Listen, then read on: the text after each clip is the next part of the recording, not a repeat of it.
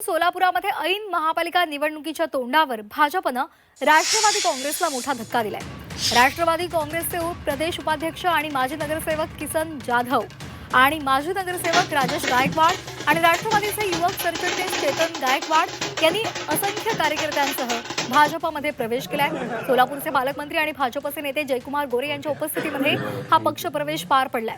महत्त्वाचं म्हणजे रात्री 12 वाजता सोलापूरमधल्या एका हॉटेलमध्ये हा पक्ष प्रवेश झालेला आहे।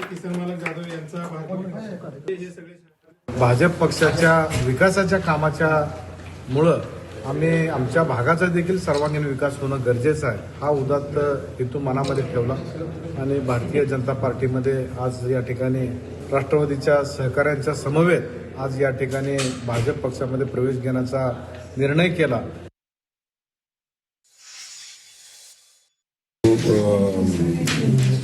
पक्षीय काम बैठका सगळ्या व्यवस्था चालू होत्या तेव्हा थोडासा उशीर झाला।